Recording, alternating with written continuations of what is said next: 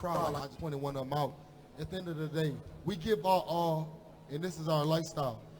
We're not here to make up a lifestyle. This is what it really is. So, if for whoever want to really answer a question, if you want to think that we're uncomfortable in our skin, you got the wrong individuals.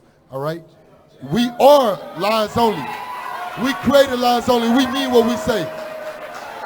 We mean, and we stand by lines only just like we made this up. We're going to ride with it. We're going to ride with it till the day we die.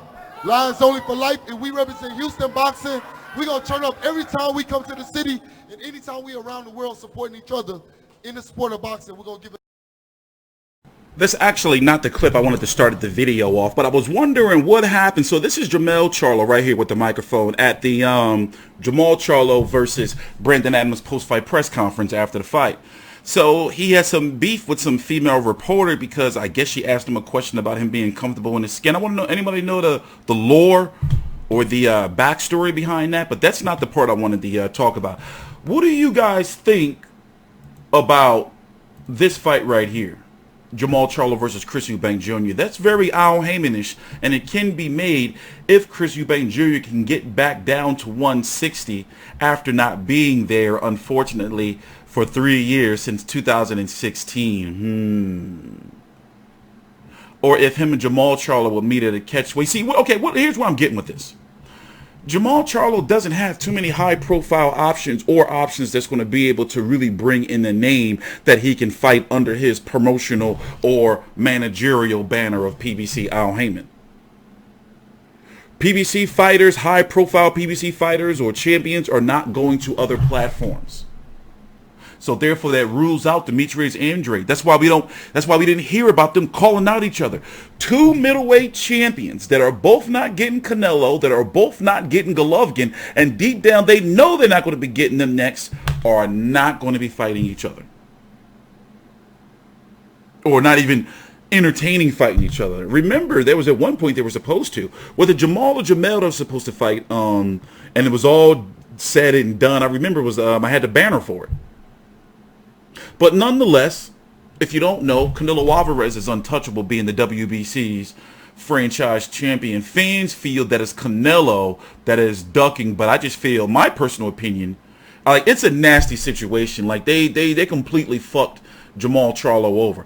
I fully blame the WBC. I don't blame Canelo. I blame the WBC for not putting the fire to his ass and saying, hey, listen, you're the champion. You know Jermall Charlo been an interim champion for over a year. You're mandatory. All right, Canelo, you fought Golovkin. You went up to 168 to fight Rocky Fielding. You got another belt at 160 and beat Danny Jacobs. Now, bro, it's time for you to fight Jermall Charlo. The WBC shit they pants. They shit the bed.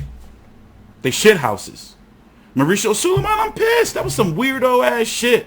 Because Canelo brings in the most money for that organization. So he's their franchise. He is their franchise. But it's like, did Jermall Charlo did he know? You know, was there any rumblings that Al Haymon hear something and be like, yo, yeah, champ, you ain't gonna get Canelo? Because what was going to happen is, what should have happened is, after Jermall Charlo defeated Brandon Adams, if there was no franchise championship, Jim Gray would have likely asked, okay, you're the mandatory for Canelo. Will there be a purse bid? Will both sides, Al Haymon, PBC, Canelo, Golden Boy, come together to make this fight happen? Will the belt be dropped? But guess what?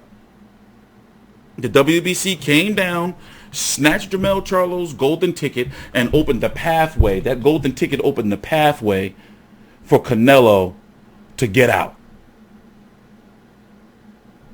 Shit is crazy. Hold up. Let's go to Jermall Charlo part. Really good shots tonight. Can you talk about how he was able to hang in there until the end of the... Here, jump cut. Be right back. First of all, congratulations on the victory in front of your home fans. Beautiful crowd here in Houston. Came out to support you. You mentioned Canelo. You mentioned Triple G. It's no secret. You're ducking nobody. You want the biggest fights. There's also another guy fought tonight, Demetrius Andrade, somebody that, you know, you guys have had some history going back and forth. How do you see that fight play out? Because I think that's a very makeable fight and a very entertaining fight for you and for the fans of Houston. You heard it. Styles make matchups, you know. man, I want to fight whoever. They got the belt. Let's unify. I'm the WBC champ. I can make some moves now. You know what I mean? Canelo don't want to fight, so we gonna have to do something. He with the what's this group? Dazzin, the Zone, whatever they call.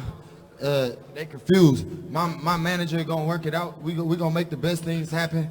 You know, sooner or later you guys will get a chance to see this the real deal. Like I'm not dodging nobody. I'm here to fight, man. That's what we do, man. We here to fight. Jermall, do you get a sense that your hand is hurt bad enough? Politically, though, okay, well, let's look at it. Let me break down possible opponents. Unless Jermall, I'm not saying that Jermall Charlo's should go to the Zone. I'm not saying that the Zone fighter should go to Showtime. I'm saying that, or I'm not saying that Terrence Crawford should go vice versa over the Top Rank. I don't get involved in that shit. But who can he fight that can be secured under his stable without there being any network or, promotional issues? And the only names that come to mind is some guy like this, or maybe Sergey Derevianchenko, who is the IBF mandatory for Canelo.